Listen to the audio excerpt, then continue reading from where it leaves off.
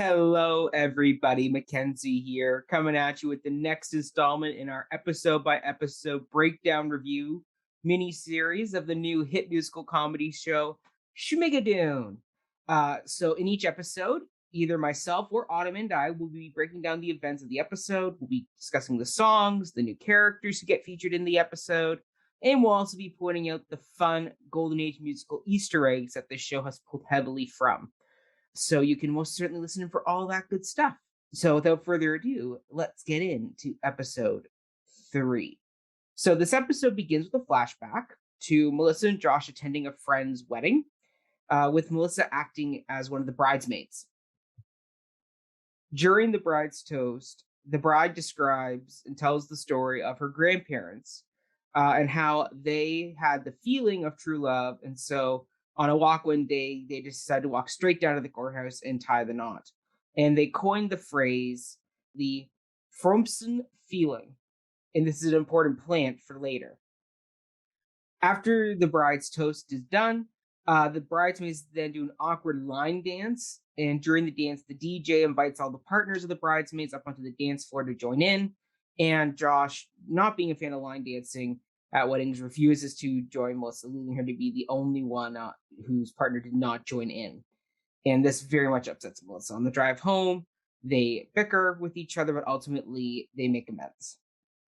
Then we cut back to present day in Schmigadoon, and Melissa wakes up to find Danny is making her breakfast after their night of passion, doing the devil's tango.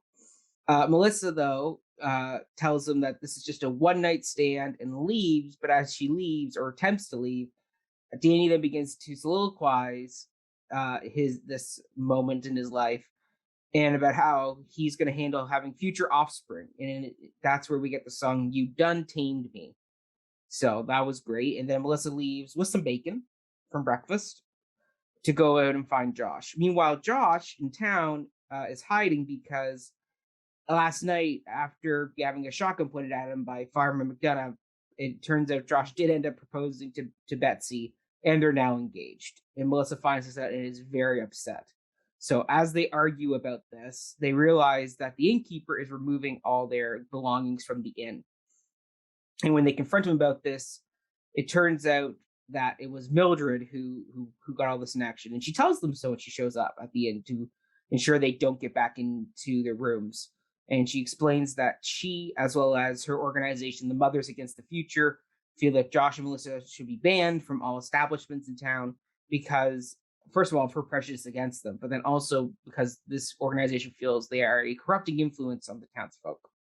So Josh and Melissa are now, for a better word, homeless. So Melissa and Josh devise a plan where Melissa's going to go and seek help from the mayor, and Josh has to go end things with Betsy. So Josh tries to end things with Betsy until she inquires whether or not this relationship is true love. And when she says that, Josh realizes that, oh, she may be my ticket out. So he takes her over to the stone bridge and is going to try and get out of Schmigadoon. At the bridge, Josh explains about how his family has this thing called the Skinner feeling, which is where if they don't feel it's true love walking across a bridge with their partner, then it's not meant to be. So Betsy, thinking that this is true love, she's more than willing to cross the bridge with him. Obviously, Josh is doing this so he can try and get out of Schmigadoon. So ultimately, this doesn't work, and Josh breaks up with Betsy on the bridge, and she runs off in hysterical tears to go tell her papa. But as she runs away, Josh then has the light bulb go off and goes, well, if she'll cross the bridge, maybe there's other women in town who will. And so he decides to go and rally all the bachelorettes of the town together. So he hopes he can find one of them who can help him cross the bridge and get out of Schmigadoon. Meanwhile, we cut back over to Melissa, and Melissa is in the mayor's home, and she finds out the mayor's off on one of his long walks. And so she then turns and asks for help from the mayor's wife, Florence. And the mayor's wife explains that they don't cross the Mothers Against the Future. And then Florence also talks about her marriage. And during their conversation, Florence has the song, "He's a Queer One, That Man, Oh Mine." And that's where she expresses her frustration about her marriage and implies she's aware of her husband's sexual orientation.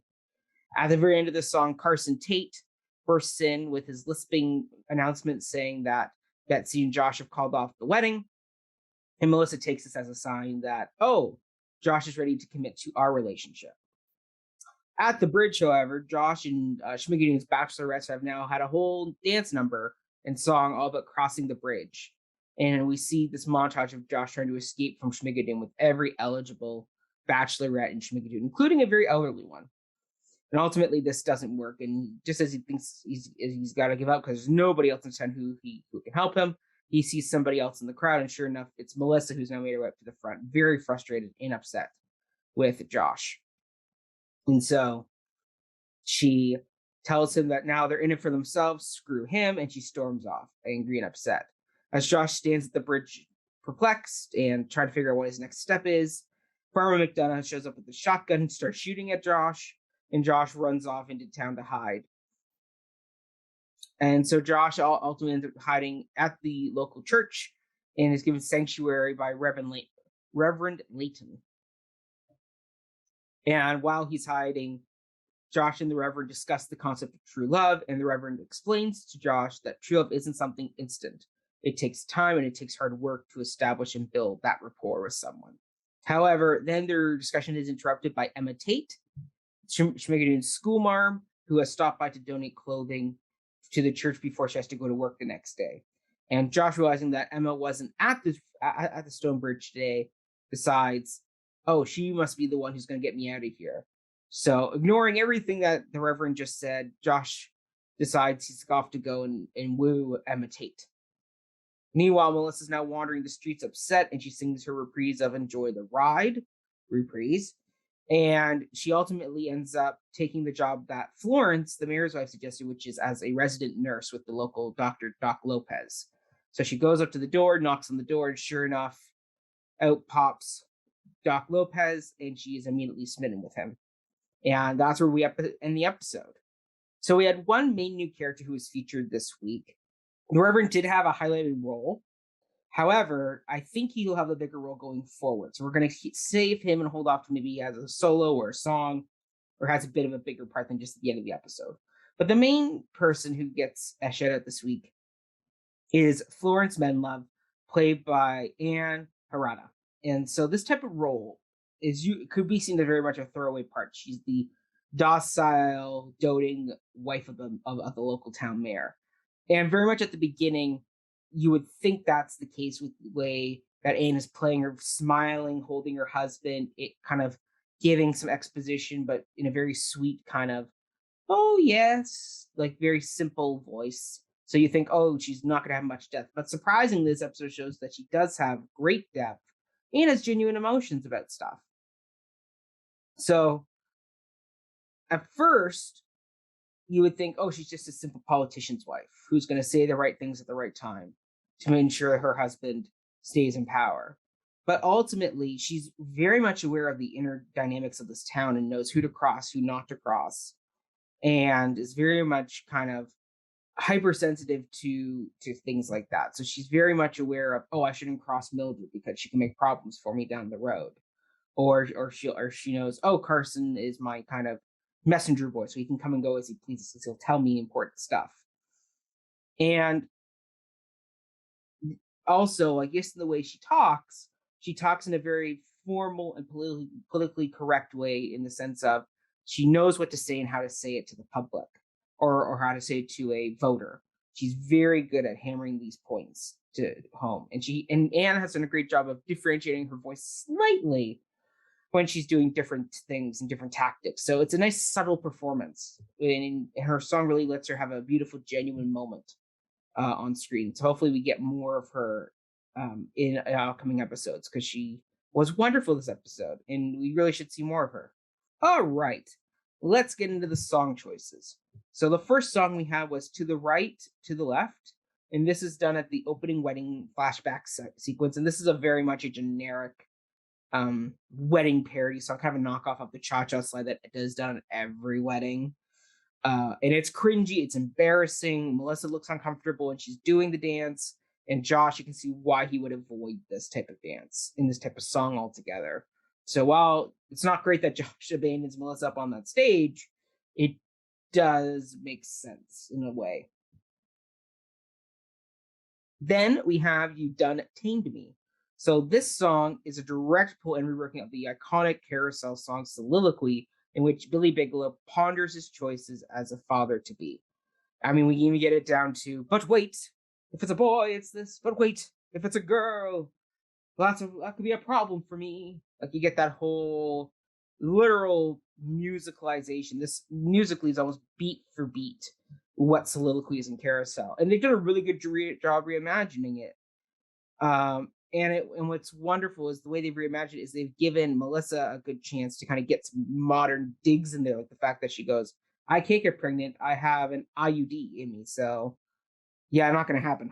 And the fact that he doesn't get what she's saying, but yet she's very much kind of like, "Yeah, we don't have to worry about this type of thing anymore." Meanwhile, back in this time period of the turn of the century of the turn of the 20th century, um, having a one night stand would most likely result in a child. So for him, this is a very real moment. But for her, she's like, "Yeah, no, not going to happen." So it's great that dynamic deal. Once again, it's that tongue in cheek way of lovingly commentating on these classic golden age shows, while not making fun of them, but just giving a slight dig to them. So very smart. Well done there. And I also like how at the end of this moment, you have Melissa leaving, but yet as she's walking away from inside, you can still hear faintly in the background that Josh is still singing his heart out. So it's once again setting up this world that anybody could be in their own homes having their own big song and you wouldn't know about it. It's this great kind of everybody's in their own musical. It's such a great subtle touch. I loved it. Okay, next song. So the next song is He's a Queer One, That Man O' Mine, sung by Florence. And this song has several pulls from other Golden Age numbers. First of all, the title is clearly a reference to the Carousel song You're a Queer One, Julie Jordan, as well as the Showboat song Can't Help Loving Dat Man O' Mine. So there's a double pull here. And with the Carousel song, it's a song that very much is doing the same thing as what the song is, which is in Carousel, Your Queer One Julie Jordan is Julie's friend Carrie Pipperidge, explaining how Julie is different and not like all the other young women in this community. And here you have Florence making similar observations that her husband is different from the other men in town because he's more gentle and more in touch with his emotions than, say, the stereotypical men of this community. So that's a really nice touch there. Then you have the song is then clearly an obvious reference. It makes clear references in the images, such as the statues, which very much out of like the Birdcage, La Cage aux Folles, with the homoerotic statues, and this is very much a reference to Menlove's closet homosexuality. The song also is a nod to other Golden Age Roger Hammerstein songs, where the female characters in particular, explain away some of their male partners' bad habits or behaviors, and say that deep down he loves me. And so with that, you have the songs like What's the Use of Wonderin' from Carousel and Something Wonderful from The King and I.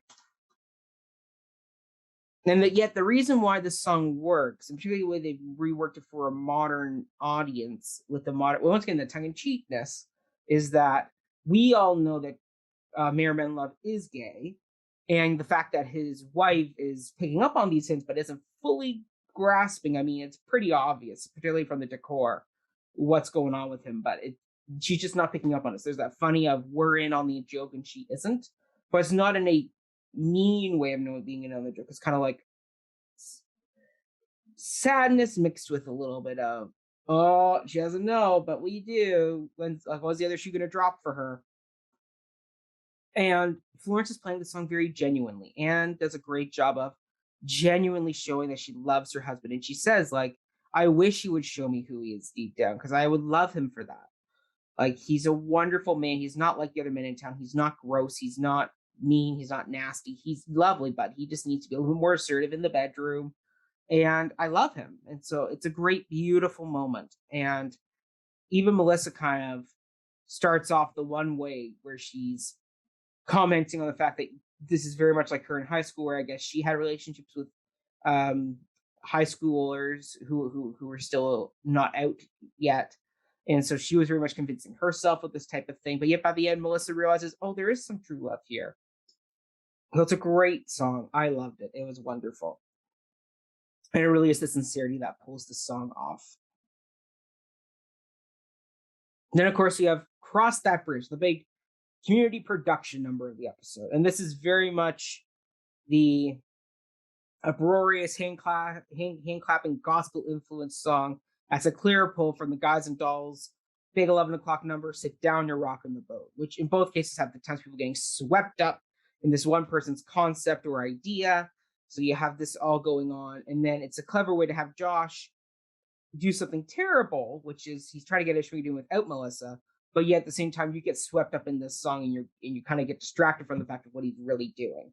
So it's a nice subtle way of making Josh a bit of a bad guy, but not fully making him a complete and total bad guy, which is a tough line to walk. And it's a really smart way of doing it. And Keegan-Michael does great facial expressions. It's very funny.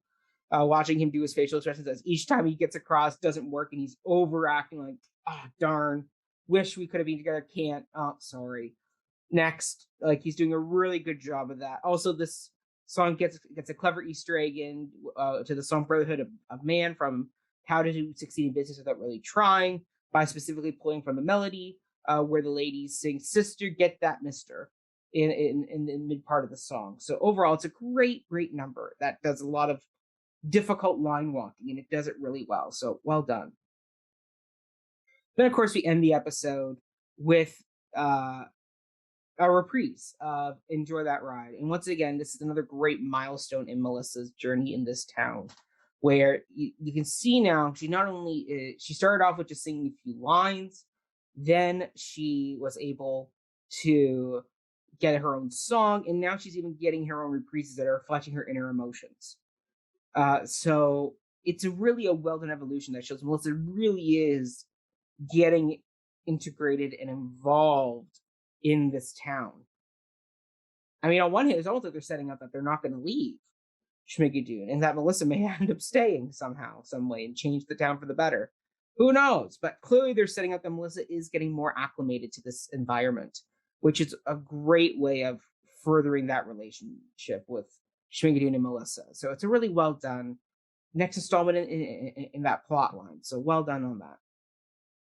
All right, final thoughts. So at first, it didn't feel like much happened in this episode. But yet in 20 minutes or so, we wrapped up the plot threads from the first two episodes. Then we got a further breakdown of Josh and Melissa's relationship. We explored the Menlove marriage. And then we set up the storylines for the next few episodes. So a lot actually happened in this episode when you rewatch it and you go, oh, wow, like they actually covered a lot of ground here. Didn't feel like it, which is a good thing. It felt natural, which is really nice. And I have to say my favorite number is the comedic yet loving number. He's a queer one, that man o' mine, for the sincerity that it brings to that moment. And I have to say, this was another great, great installment. I am loving this series, if you can't tell. And please let us know what you think in the comments down below. We would love to hear. And if you're on our podcast, please give us a rating and a review. And thank you so much for tuning in. We'll see you all next week in episode 4 when Josh and Melissa set off on new partnerships. So stay tuned to find out what happens there. Thanks, everybody. Oh, and don't forget to like, share, and subscribe on our social media platforms. If you haven't subscribed to our YouTube channel, make sure you do that and follow all my antics at Cup of Hemlock Theater, where we're posting musical reviews, play reviews, interviews with artists, a lot of great stuff there. Even Autumn did an interview with us too, so you can check that out. All right, everybody. Thanks so much. We'll see you all next week. Okay, bye.